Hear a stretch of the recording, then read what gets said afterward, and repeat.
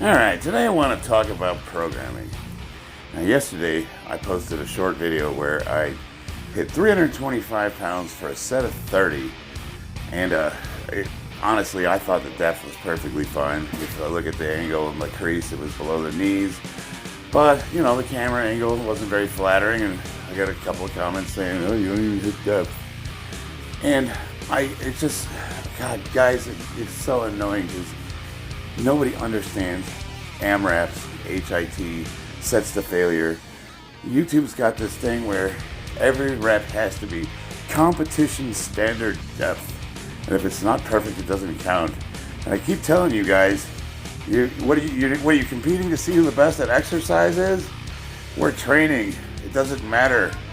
The whole point of training is to do sloppy lifts and get better at it. Well, if you're bench pressing and you do the Spoto press, what is that? That's a couple inches off the chest and you don't lock it out and you do sets to failure. It's a bad form bench press by competition standards. So if I did a video where I'm demonstrating Spoto presses, are you going to say, oh, those don't count? That's just retarded. You got to get that out of your head. You're missing out on tons of gains, boys. If you're watching the video as I'm narrating this, you'll notice I'm doing a stretching routine. And I do this before I squat every single time. First thing I do is I try to get the depth, and I put my knees as far over my toes as I can, and I'll work those loose because, you know, my knees are, it's hard to get limber. And then I'll get under the barbell and try to get my arms stretched out as much as possible. And I do all of that just so I can comfortably get under the bar and start putting some weight on it. I do this every single time I squat. Sometimes it takes up to 10 minutes. But I digress. Back to the topic at hand. The legal name of the guy I trained was Bobby Forever. He changed his name to that while he was in prison. He wrote a book. I've also been getting a lot of advice from guys like Prophet Fear, Cephas. There's a bunch of you that have been really helpful. One of the big problems is people conflate looking like a power lifter and knowing how to train. And a lot of guys I take advice from, they don't look like mass monsters, and a lot of them are physique people, but they know what they're doing, and their advice helps. He knows his stuff. He's always been able to predict my numbers within the pound. I'm telling you, the ounce sometimes.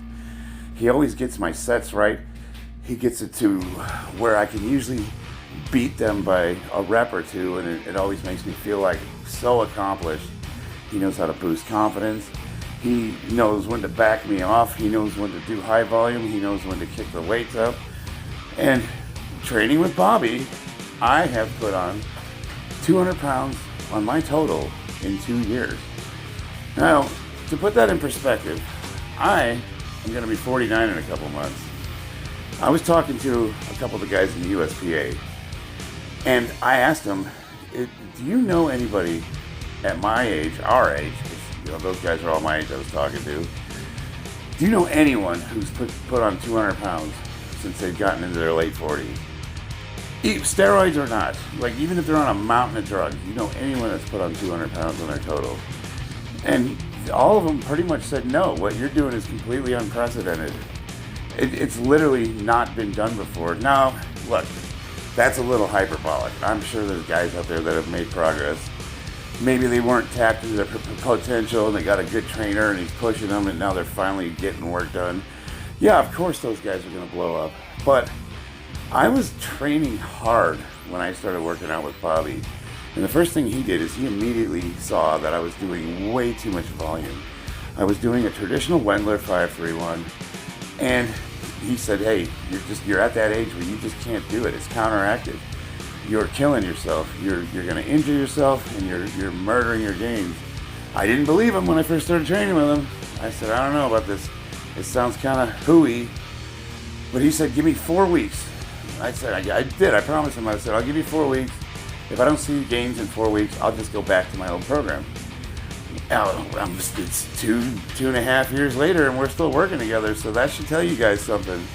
Why would I stick with somebody through nationals, worlds, high-level competitors with the best in the world? Why would I stick with somebody and endorse him if he didn't know what he was doing, if we didn't work well together? Think about it. It doesn't make any sense. You guys can bag on Bobby all you want. You can say he's a joke, he doesn't know what he's doing. But the numbers don't lie. What I am doing at my age is completely 100% unprecedented. I challenge you to find another 48, 49-year-old who's made the progress I've made in the last couple of years. Serious power lifters. It doesn't happen. It's very unusual. I credit Bobby, and Profit Fear has also been a really big help to me. So what is the program? Oh my God, guys, it's so stupid simple. It's so stupid simple, anyone can do it, and it can be applied to any lift, any program. All it is a rep range. It's a volume amount. It doesn't matter what the lift is. You perform them all the same way. People have been calling it HIT, high intensity training, but I don't think that's accurate. It's intensity training for sure. Because well, it is really simple. We do undulating periodization, which means we change the weights essentially that we're working with every week. So for all of you volume-based guys, if you're doing like something like the Wendler 531, where you're doing 5 sets of 5 one week, 3 sets of 3 the next, singles the next week after that, and a deload. Well, when you're doing your singles, you're doing what, 80% of your max? When you're doing your triples, you're doing what, 75%? When you're doing fives, you're doing 60, 70%. So just like that, I would use the same weights that I would use for sets of 5, sets of 3, sets of 1. But instead of the volume, I'm going to do 1 AMRAP. I'm going to rotate the weights, but I'm going to do 1 set to failure. So each training day, essentially, squats is nothing but no more than 5 sets of warm-ups. I work my way up to my target weight, and then I do 1 set to failure, and I'm done. That is it. You can do a back down set. Bobby has me staying away from those because I've noticed that as I am getting a little bit older, and no, I'm not saying I'm old, but I am older, I found that the back down sets weren't helping me, and as a matter of fact, they might have even been hurting me a little bit. But that really is the beauty of this program. I mean, it can be as much or as little volume as you want it to be. As long as you're hitting your target working set, you can add as much as you want to it. And you know, when I do accessories, they'll ask me like, well, what do you do for that? Or what's your rep ranges for accessories? Same thing. Honestly, it's the same thing. If I'm doing curls at the end of if I feel like throwing a set of curls in after I've done back, I just grab the curl bar, warm up, get to the weight I want, do a set to failure. Done. The devil's in the details. The real beauty of the program is that it's perfectly suited for people that work or don't have enough time to train. If you got 15 minutes, you can do intensity-based training. If I wanted to, I've done videos where I said I have 15 minutes to train. And yeah, I kind of added a little, me kind of coming in the garage after a hard day's work, abs. You see, I added that to the, I set my camera up and I went out to the car and opened the, I added a little theatrics to it. But when I was doing my sets, I literally timed the workout and I got it done in 15 minutes. I did 3 or 4 warm-up sets, got to my target weight, annihilated it, didn't even take my work clothes off, got in the car, and left to go get my kids. You can do that. And here's the awesome thing about it is you can still make progress doing that. So if you're training for a meet and you work full-time, you can still get your work done and make progress and prep for a meet. What's going to hurt you is the intangibles like sleep and diet. And that's really, I think, the number one thing I have to work on. Guys, I don't know how to help you with that. Life sucks sometimes and you just got to suck it up. You notice I have my family up there training. God, I love it. It's so much fun. Why is that there? Why am I highlighting that? Well, that's the other beauty of this type of training we do. Because you can theoretically train for a competition, and I mean train for a competition, not just like half-assed get it done. I could train 4 worlds in as little as 3 days a week. And that leaves me the rest of the time to do this stuff. I can work out with the family. I can go to the gym with my wife. I can play with my kids. I can do whatever I want. I don't have to live in the gym. Now, for me, I enjoy lifting. So usually I find something to do 5, 6, sometimes 7 days a week. But that's a mental obsession that I have, and the equipment's right in my garage. That doesn't mean you have to do that. You can just get it done and get on with your life. Now, this part's for all you dummies out there that like to comment when I do AMRAP sets that, oh, my deck didn't count on those, or whatever. Let me tell you something, son. Sit down, let Uncle Chuck tell you a story. You guys need to understand intensity training. You get way more out of reps than you do perfection. What does that mean?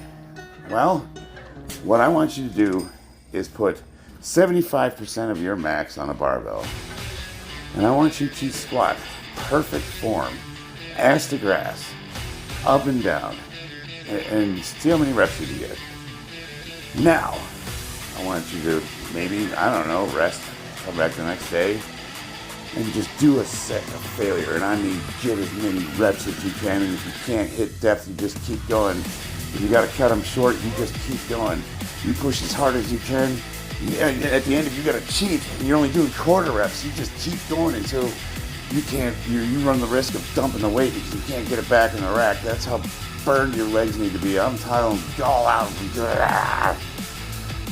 You tell me, you do those side by side. You got Mr. Perfect Form over here with his lovely ass to grass perfection. And you got Mongo Mike over here just ripping, shredding, tearing weights up, adding 5 pounds every week. Let me tell you what you're going to see. Man Boobies over here doing his perfect reps, who's put 10 pounds on his max in the last 5 months. And Mongoloid over here, who's jumping up 50, 60 pounds every 3 or 4 months. Let me tell you, I'm going to stick with that because it's simpler, it's faster, and you get way more out of it. Why wouldn't I? I mean, come on, guys. Do you understand what hypertrophy is? Like, do you get how to build muscle and how to get stronger? You don't get it by... Well, it's not to say that perfect form doesn't have its place, because you got to have perfect form on the platform. So obviously you got to train both. But if you're trying to get stronger, you got to lift that weight. You got to lift that weight as much as you can, with as much intensity as you can, with as much speed as you can, with as much power as you can. And then the next time you do it, you try to do more. And that's how you get stronger. It's not a dance, it's not a competition. I don't care what YouTube thinks. I care what the judges on the platform think. And I keep telling you dummies that. And you keep still leaving comments. It's like, you don't believe me. Try it for a month. You think I'm lying to you. And yet, I have my numbers on record for everyone in the world to see. And if that's not proof enough for you, I don't know what to tell you. So to wrap this up, in summary, my program, Bobby Forever, is the guy that's doing my numbers, and I think every one of you should contact him. Anyone who's interested in competing, making progress, stuck at plateaus, contact Bobby, contact me. I'll put you in touch with him. We'll get you a program written, and you can get after it. The program is simple. It could be as little as 3 days a week. It's intensity based, which means it's going to have an overall way lower amount of volume, but you do it with as much intensity as you can muster. So you're basically trading volume for all of the other intangibles: power, speed, aggressiveness, anything that's related to lifting the weight harder, faster than last time. That's intensity. What are the potential downsides? I would be remiss if I didn't talk about that. Well, hey, anytime you're doing something with super high intensity, it's really hard unless you have somebody that you know is working with you or knows you intimately and knows when to tell you to back off, or if you're not, you start getting those little pains, repetitive motion. I mean, think about it. If you're lifting as hard as you can and your goal is to beat your last rep, I use that barbell tracker and it tracks how fast the bar's traveling. And when I do the reps, I try to go for as much speed as possible, each rep faster than the last. And, there is a potential for some injury there.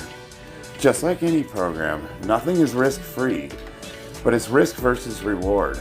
And you know, if you're a busy guy like me, you work full time, you got kids, you're on the go 10 hours a day, 7 days a week, go, go, go. And you don't have all day to live in the gym, but you still want to do some serious hardcore training, give this program a try, guys. And all of you are welcome. Just contact me, tell me you want to get involved.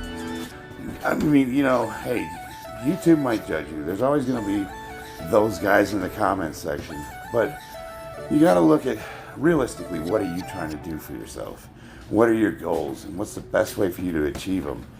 And if you get involved with a guy like me, you're getting involved with somebody who only cares to see you succeed. Something to think about, guys.